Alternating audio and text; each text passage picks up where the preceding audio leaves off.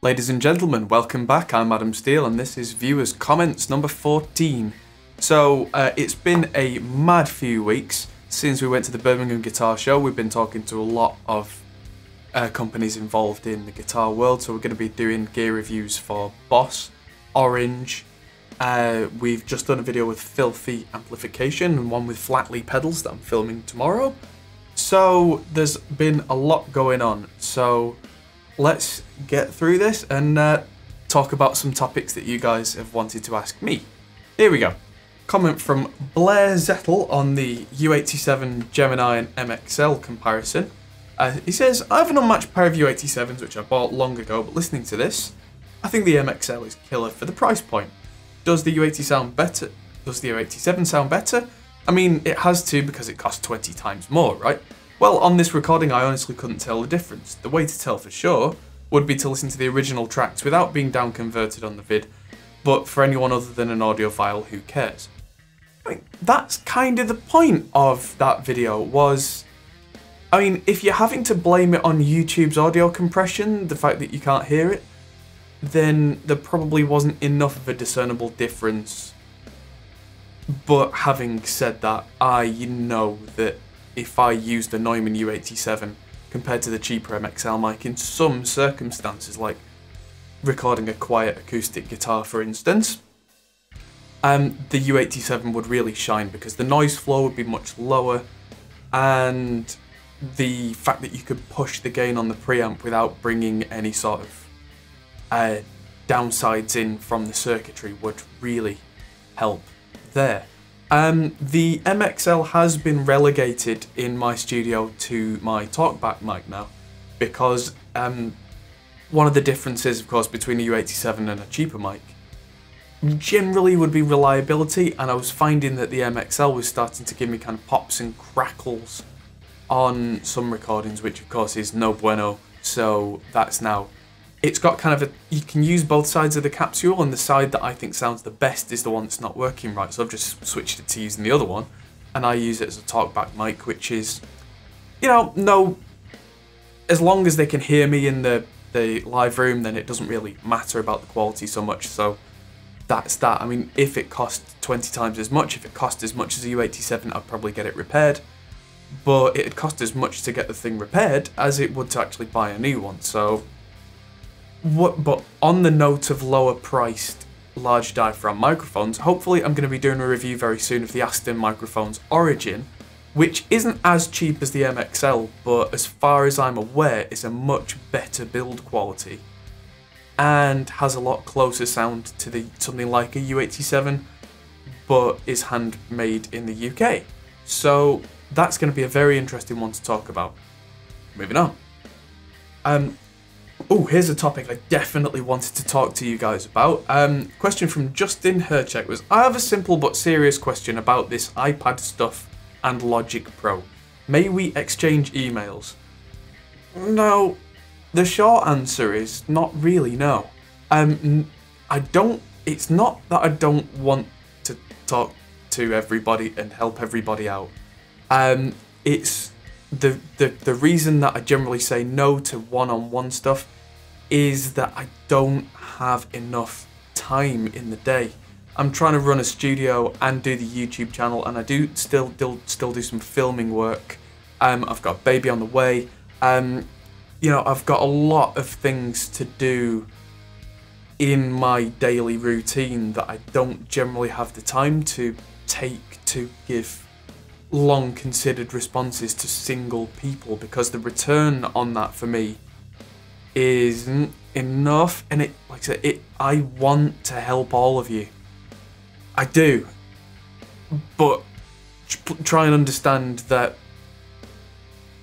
you know, there's only so much time that I have in the day, and if I want to keep making the YouTube content so that hundreds or thousands of you can get that and benefit, then I have to dedicate my time to that and not individual responses.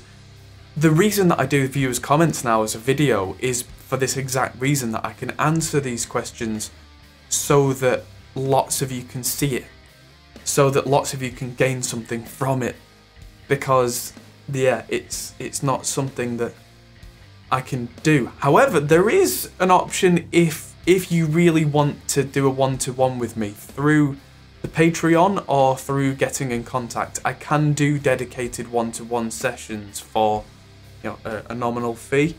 I don't really want. I'm not the kind of person that's really kind of comfortable with pushing like, pay me money to talk to me, but it's the only way that I can justify it to pay my bills, because if I charge the same rate for like an hour's consultancy with someone that I would an hour in the studio, then I can say, right, I'm putting that time aside for you, that's work time.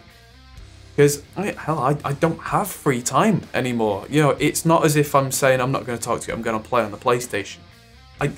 I'm always editing video, talking to companies, mixing albums. You know, I always am working, so there's absolutely nothing personal if I don't get back to you, or if I say that I can't just take the time to talk about really complicated stuff. It's the same when people send me emails or people try and send me private messages on Facebook. If you send me a business email, I'll try and get back to you. If you try and send me a message through my personal Facebook, that's for my friends and family, man. You know, it's like, if we get to know each other and we become friends, cool. But otherwise, come on, you know, personal space and all that. So, moving on. Matthias Tarkala on the 8 ohm versus 16 ohm video says he didn't expect that much of a difference. Personally, I don't find the Vintage 30 sound the most pleasing, but it's still helpful as I prefer the 8 ohm speaker. It would be easier to compare if the parts were paired, but with timestamps that's not a problem. Yeah, so that's something that's interesting. I was hoping that people would have that kind of response to this video, that even if the Vintage 30 isn't your sound, this principle of taking the exact same speaker's 8 ohm model versus 16 model, I know carries through at least the entire Celestion guitar speaker range, if not all the other manufacturers as well. So it's the kind of thing where if you like a particular speaker, you can take away what you will from this video and apply it to, say, a Greenback 8 ohm versus 16 ohm. It's going to be the same thing. Same thing with any of the speakers, really. And yeah, as for comparing like the 8 ohm sound, then the 16 ohm sound that's the same back to back, that is something that we now do based on the feedback that you guys have given us. So we can't go back now to the older videos and switch them around, because if we did that, that'd take away all the views that we've had on those videos so far, which means that then no one would ever find it. So it's kind of one of those things, it's a bit of a shame, but we now know and will do in the future. Comment on the 8 ohm or 16 ohm video again, from Eric Valverde. He says, so I can't have a 2x12 cab that works with every tube head? And the short answer is probably not, no. Because different heads, some guitar heads only work with 8 ohm or 4 ohm, some guitar heads only work with 8 ohm or 16 ohm, some of them only work with one particular impedance, and some amps of course have a switch or, you know, some sort of mechanism on the back for using for 8 or 16 ohms. But also there are heads that don't do that, which means that there's no way of having a 2x12 cabinet that works with every head, because I've seen 2x12 cabinets that have a switch that can change it, or maybe two jacks that can change it from a 4 ohm to a 16 ohm, and that's really cool. I think it was a Palmer cabinet that I saw that had that option. I think inside the cabinet it's wired in such a way that one jack is series, one jack is parallel. They've done some really clever wiring inside somehow, and then you switched a switch and it became stereo, where it was two 8 ohm sides. But if you go for the 8 ohm stereo version and plug one single amp into a jack, you will only get one speaker working. So technically it will work, but because it doesn't use both speakers, it won't sound right. When you use a stereo guitar cabinet in stereo mode, you need to use two separate amplifier sections, one to run each side. That's why they have a mono switch, so that then connects both speakers together in a mono mode. So unfortunately, it's not a way that will cover every bass.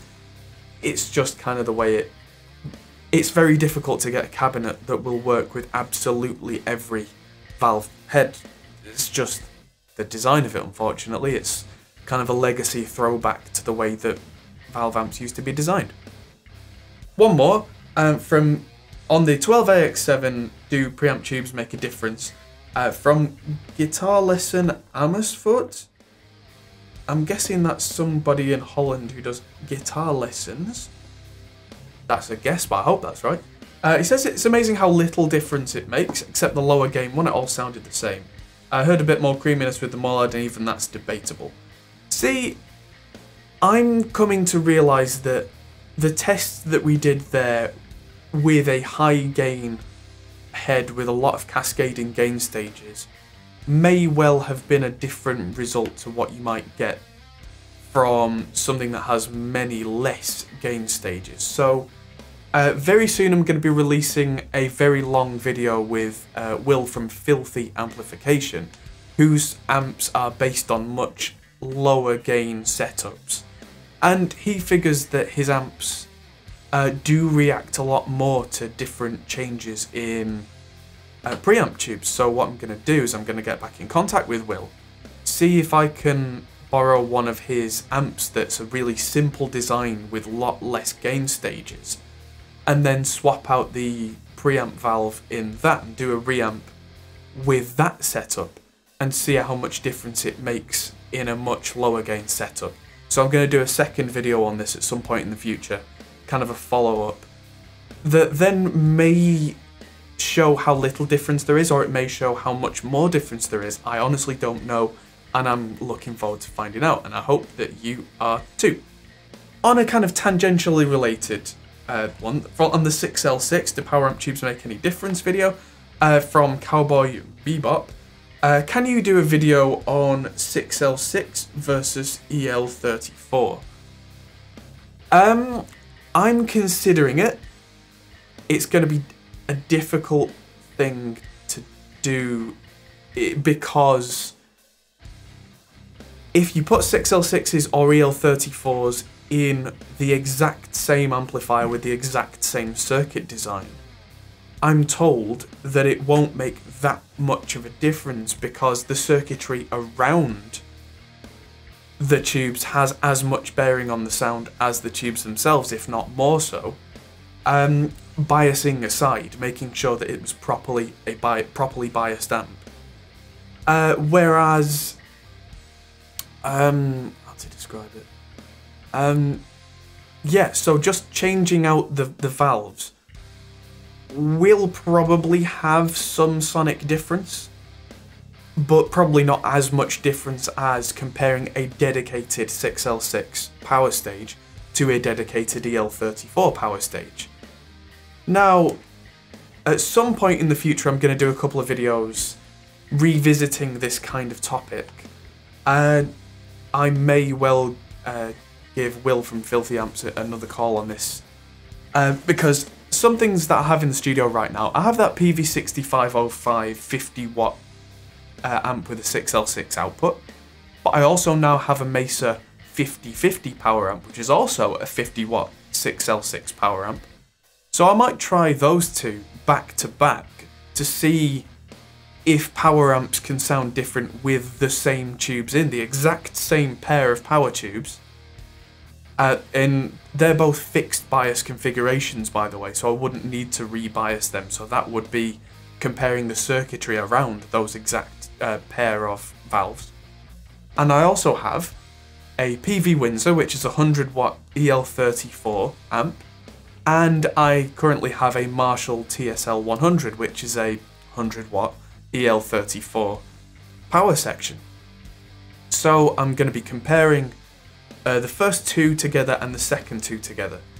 Comparing them directly against each other I might do for a bit of fun, but that will not be nearly a scientific thing. That'll just be an extra tacked on just as a bit of fun. But then we'll be getting into trying to compare 6L6 and EL34, and Will from Filthy Amps has made a stereo power amp where one side is 6L6 designed in a pair and the other's EL34 designed in a pair. So hopefully I'll be able to put a load box on one side of it and put the other side through a speaker, then switch them round, so it's same speaker, and switch the load box round so that we get a completely different set. Not just set of tubes, but the completely different circuitry around it to make sure the plate voltages are right and all that kind of stuff, because that's going to be a bit more difficult to do. But that's something I'm going to try and find some time to fit in over the next crazy month or so. So hopefully that's going to be in the works as well. So I think that concludes viewers' comments number 14. So there's been a lot happening, there's going to be a lot more happening, and thank you everybody for tuning in. I really appreciate everybody watching these videos. If you stuck around this long, then please hit the subscribe button if you haven't already, because that really helps us out. We're now pushing for 10,000 subscribers, and I'm going to see about doing a giveaway at the 10,000 subscriber mark. We're at about 8,200 right now, so we're not that far off. But if you can tell all your friends to hit the subscribe button, we're going to do some kind of giveaway, and I'm going to work out what I can give away, what we have, what we can do with that. In the meantime, I've got a lot of filming to do, and I'm going to be doing a live video this Friday with the 2-note Le Bass preamp and a look at the Torpedo cab. I've also filmed a video talking about the Captor, which I need to edit and get out. I've got that long video with Filthy Amplification to get out. So yes, there's a lot coming.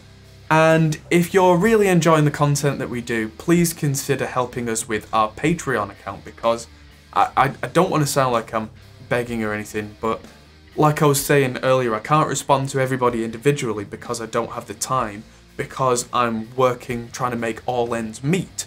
And that means that if you guys could help us out a bit with the Patreon, that would then set time aside for these videos, which means I wouldn't have to completely submerge myself in other work. So that's a long-term goal of ours. So again, thank you for watching everybody, and I'll see you in the next video. Goodbye for now. Thanks for watching, guys. If you enjoyed this, feel free to check out our other videos, as you can find here, or check out our Facebook and Twitter, or our Patreon page, which helps us to make more videos like this. Thanks for watching, and we'll see you in the next video.